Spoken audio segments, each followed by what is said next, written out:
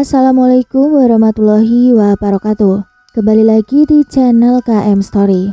Pada kisah kali ini Mimin ada sebuah cerita yang ditulis oleh Kak Doni Permana. Cerita ini diberi judul Gunung Gede Pendakian Spiritual. Dilarang masuk, khusus pendakian penduduk yang tahu jalur ini. Itulah tulisan yang terpajang di alun-alun Surya Kencana. Sebelum masuk ke ceritanya, tak pernah lupa Mimin doakan sahabat pendengar sehat selalu dan lancar rezekinya. Amin ya rabbal alamin.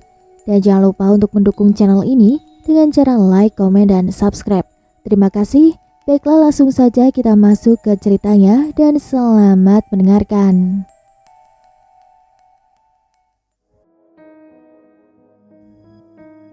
Ilegal karena tidak ada pos pendaftaran maupun pos 1, 2, 3 sampai ke puncak. Yang ada bukan pos istirahat, tapi petilasan-petilasan, guha, dan sumber mata air, sebuah kolam kecil yang dipakai mandi para peziarah. Sebenarnya sebelum puasa kemarin, saya dan rekan kerja mau mendaki Gunung Gede via jalur Nampak Tilas ini. Namun dilarang sama istri karena sedang mengandung. Entar aja habis lahiran, kamu kan naik bukan karena hobi, tapi karena mistisnya. Tegas istriku yang membuat kami gagal mendaki. Karena bukan saya yang mendaki, jadi saya angkat cerita tim saya di tempat kerja yang mendaki Gunung Gede via patilasan Kerajaan Pajajaran ini. Dan yang pasti, ini adalah kisah nyata. Ilegal buat para pendaki yang biasa muncak gunung lewat jalur resmi yang telah disediakan. Namun jalur ini tidak ilegal buat para penduduk yang biasa naik ke puncak lewat jalur ini. Setiap petilasan adalah bekas peninggalan Kerajaan Pajajaran. Banyak gundukan batu buat yang pernah ke Gunung Padang. Seperti itu, gundukan batu dan tanjakan setiap ukirannya. Itulah yang dijelaskan oleh Kuncen. Januari 2013. Di pagi itu, Kuncen dan 2 teman datang ke rumah mengajak untuk ke puncak. Mul, hari Rabu kita puncak, ucap Kuncen ke Mulyadi yang menjadi narasumber. Karena ada tamu dari Jampang Surade, mendapat petunjuk buat ziarah naik puncak lewat jalur ini. Kenapa Kuncen datang ke rumah Mulyadi mengajak dia naik gunung?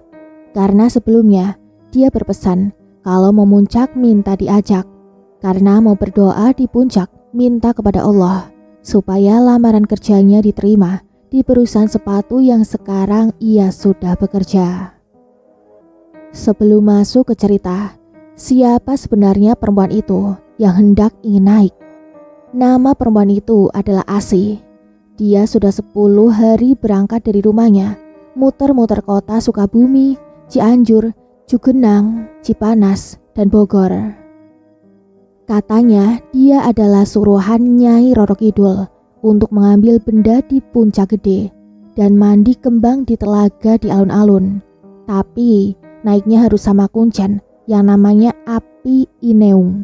Namun sekarang sudah almarhum Api Ineungnya. Itu yang membuat Asih muter-muter sampai 1 hari di kota Sukabumi bertemu dengan satu amang ojek.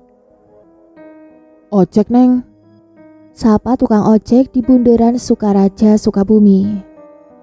Iya mang, saya mau naik ojek, tapi ada syaratnya. Syarat apa neng? Tenang, helm ada kok, Canda tukang ojek. Mang tahu alamat Kuncen Gunung Gede nggak? Kuncen, Tukang ojek balik bertanya. Iya, yang suka nganterin naik gunung. oh, kalau tidak salah di daerah Salah Bintanah dan Cimangkok suka ada yang nganterin naik gunung.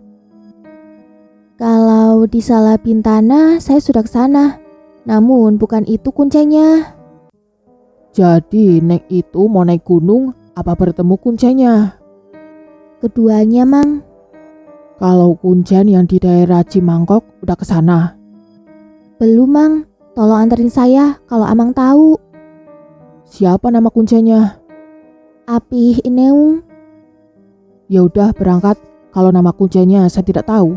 Tapi kalau ada kuncen di sana saya pernah dengar. Kita tanya saja ke warga. Diantarlah Asih ke daerah Cimangkok. Tanya ke warga tentang Apih Ineung. Tapi kebanyakan warga tidak tahu.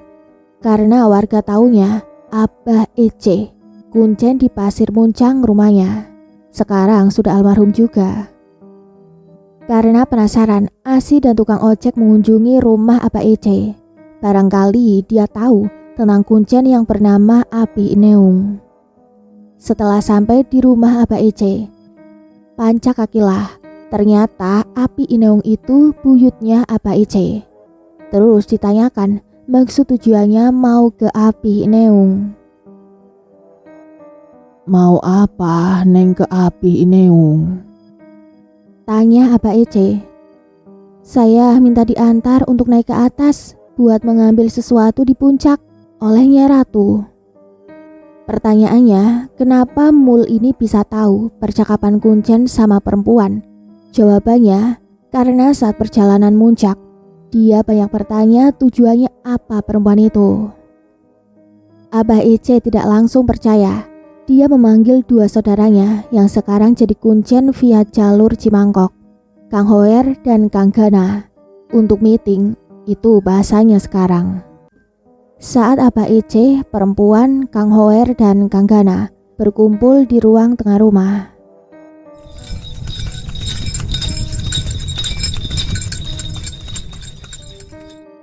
Tiba-tiba terdengar suara sepatu kuda dan suara deheman kuda di luar rumahnya. Pintu rumah yang tertutup terbuka sendiri.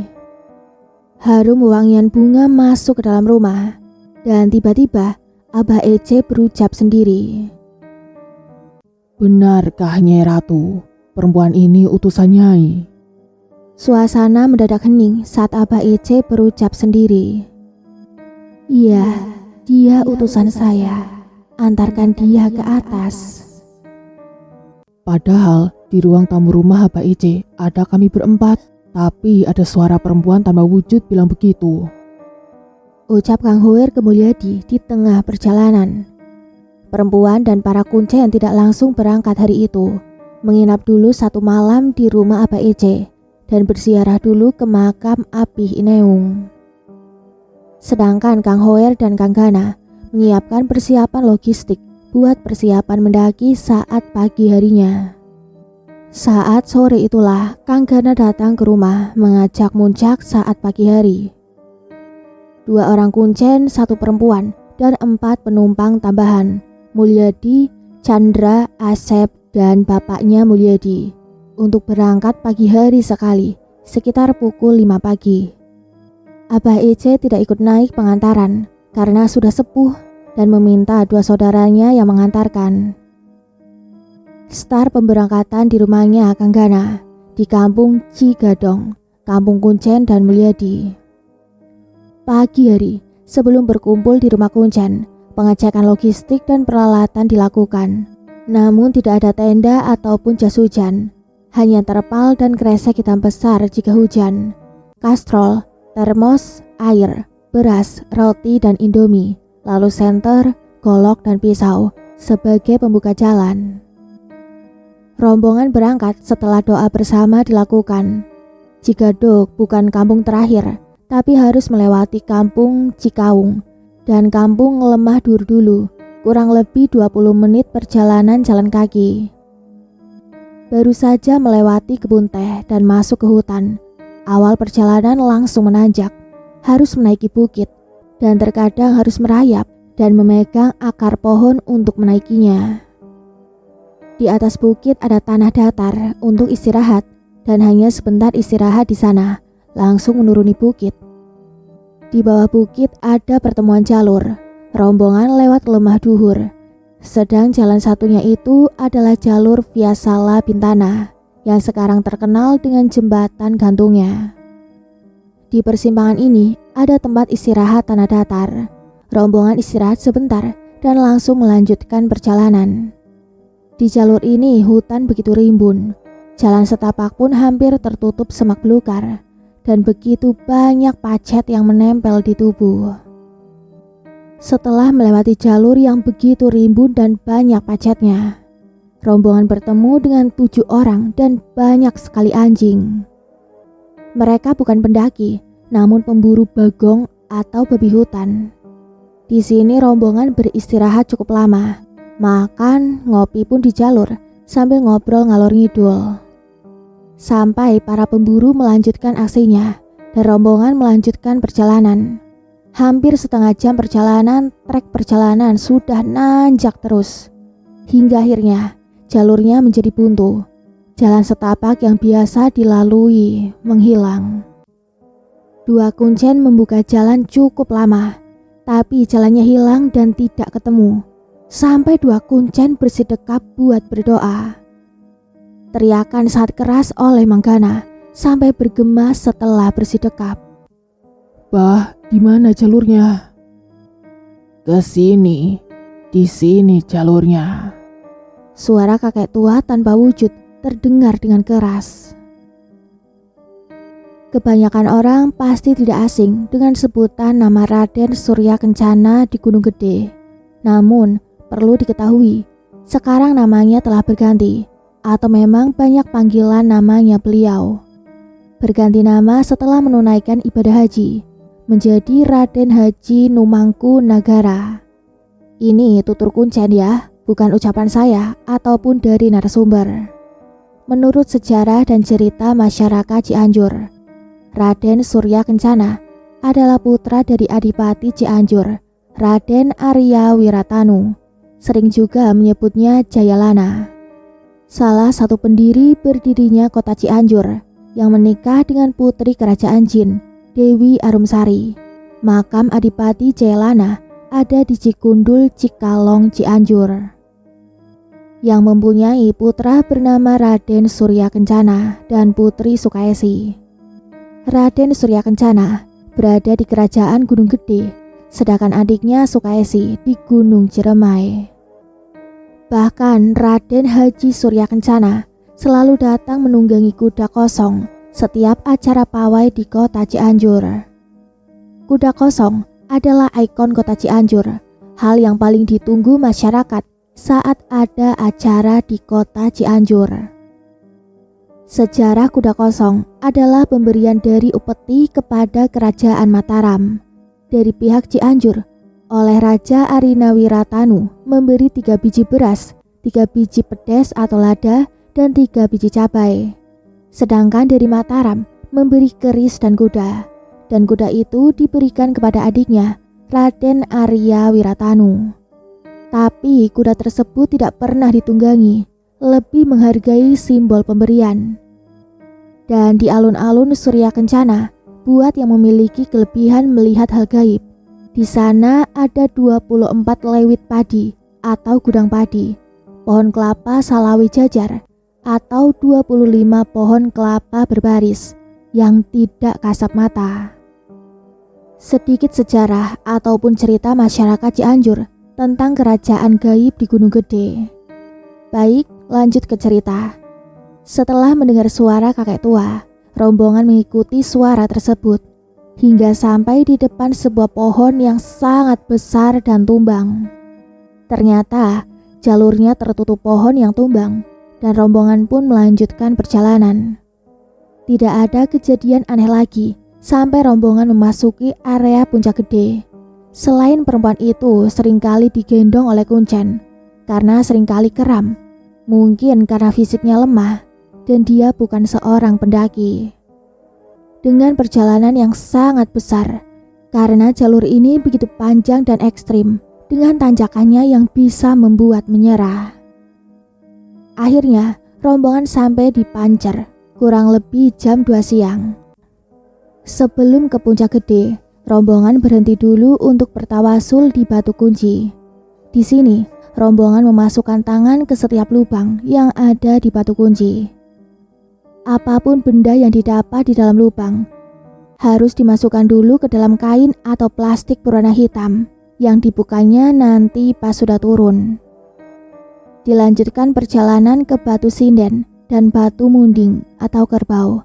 Tepatnya masih di area puncak dan langsung bertawasul juga di sana. Sesampainya di puncak, rombongan turun ke alun-alun. Entah sebelah kiri atau kanan, posisi jalur masuknya dia lupa. Yang jelas, ada tulisan, dilarang masuk, khusus pendakian penduduk yang tahu jalur ini. Kurang lebih seperti itu tulisannya.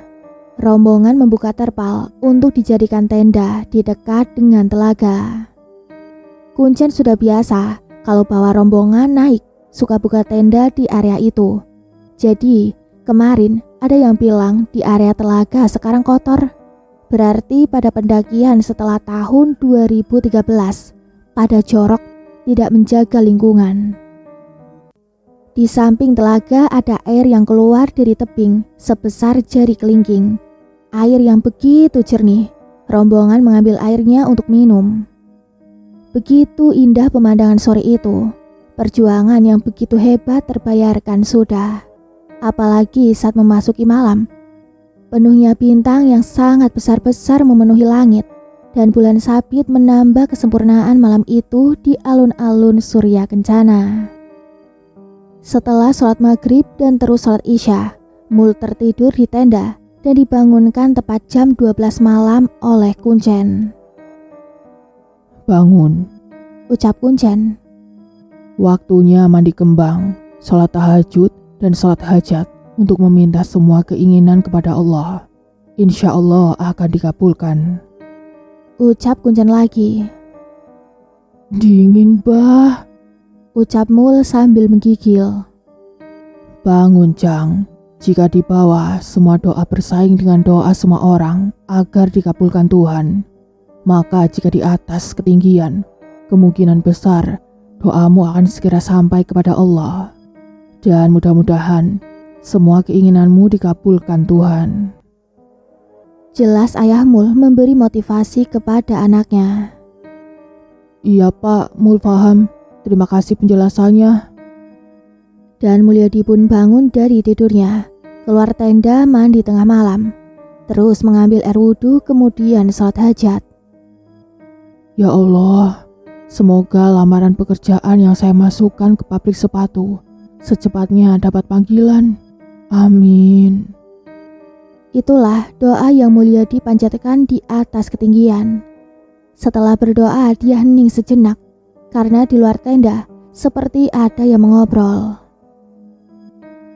Sampurasun.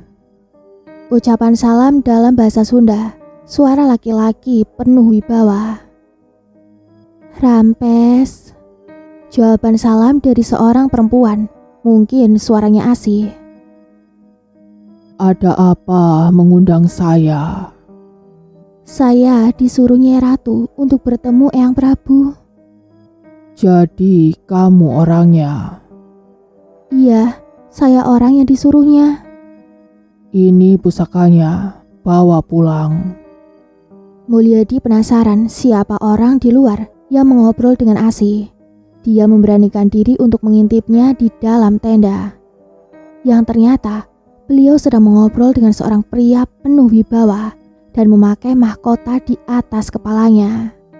Sosok pria tersebut menatap ke arahnya sambil berkata, Saya doakan, semoga semua doamu dikabulkan Tuhan. Mulyadi hanya menganggukkan kepala. Pamit. Sosok pria tersebut pergi meninggalkan Asih dan didampingi dua macan kumbang berwarna hitam pekat dan menghilang di kejauhan. Meskipun malam hari, namun terangnya bulan menjadi kelihatan.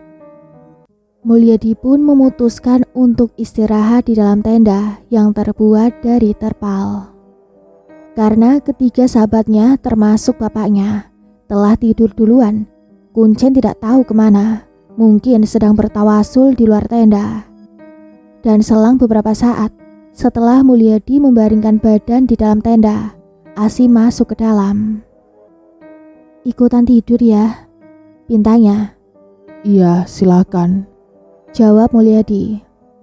Asih pun tidur di sampingnya.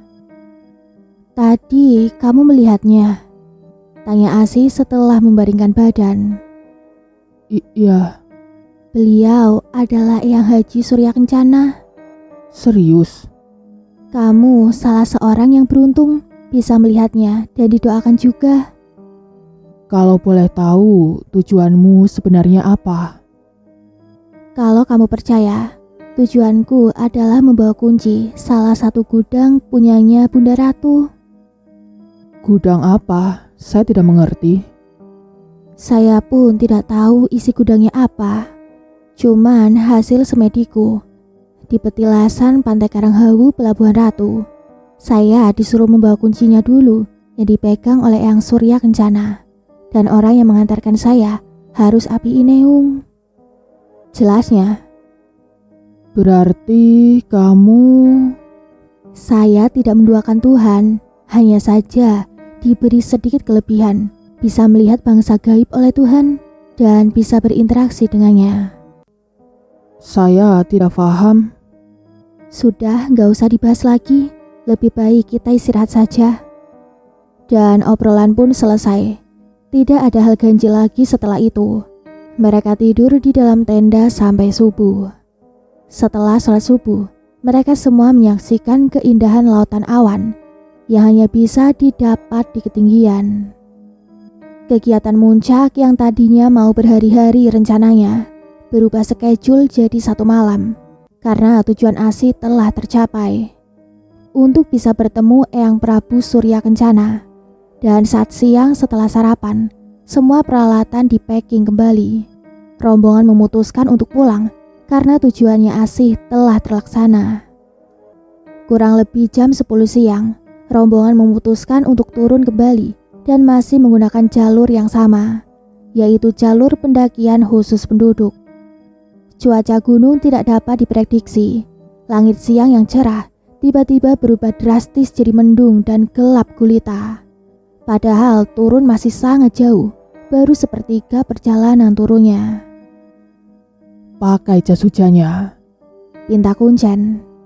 Padahal hujan belum turun, tapi semua rombongan menurutinya memakai jas hujan dadakan dari kantong plastik hitam. Dan benar saja, setelah jas hujan dipakai, hujan turun sangat deras sekali dan rombongan tidak berhenti melanjutkan perjalanan walaupun hujan turun. Resikonya sangat besar jika terpleset. Itu yang diucapkan oleh Kuncen. Terpal pun kembali dibuka. Rombongan istirahat sambil menunggu hujan reda. Tapi sampai senja tiba, hujan tidak kunjung reda. Dan atas kesepakatan bersama, mereka menginap lagi. Berhubung stok makanan juga masih banyak, jadi tidak risau, walaupun harus ngecamp lagi. Namun suasananya begitu mencekam, tak seperti saat ngecamp di alun-alun. Berbanyak berdoa sama Tuhan. Ucapan Kuncen menambah keangkeran malam, karena begitu banyak pasang mata di kejauhan yang terlihat oleh cahaya api unggun. Sesekali terdengar auman hewan buas di kejauhan yang menambah ketakutan para rombongan. Jangan ganggu, pergi. Teriak Kuncen saat mendengar suara hewan buas. Pak, antar pipis. Ajak Mul kepada bapaknya. Udah gede, pipis sendiri. Jawab bapaknya. Nih, bawa senter. Bukannya mengantar, bapaknya Mul malah ngasih senter. Mul, nanti jangan arahin senter ke atas. Ucap Asih di dalam tenda. Kenapa? Jangan aja, nanti kamu pipis di celana. Ah, malah nakutin lagi. Hati Mul jadi ragu, namun rasa ingin buang air kecil sudah tidak bisa ditahan. Mul keluar tenda dan pergi beberapa meter untuk pipis. Leganya. Ucapan dari Asih terngiang-ngiang di telinganya. Rasa takut dan penasaran pun menyelimuti hatinya. Dan senter yang dibawanya diarahkan ke atas pohon sangat besar, tepat di mana ia berdiri untuk pipis. Mul mematung saat melihat sosok perempuan berjubah merah sedang duduk di cabang pohon. Sialnya, arah senter tepat ke wajahnya. Wajah perempuan itu sangat hancur dan juga buruk rupa, lidahnya menjulur panjang keluar. Pluk, pluk. Beberapa belatung jatuh tepat di wajahnya. Tolong, tolong. Teriakan Mul terasa sangat kencang, namun nyatanya tidak mengeluarkan suara. Mulyadi hanya bisa dia mematung, mau lari pun dia tidak bisa. Pipis di celana enggak? Ucap Asih ditemani oleh Kuncen. Jangan mengganggu. Ucap Kuncen ke sosok makhluk tersebut. Perempuan berdaster merah hanya tertawa.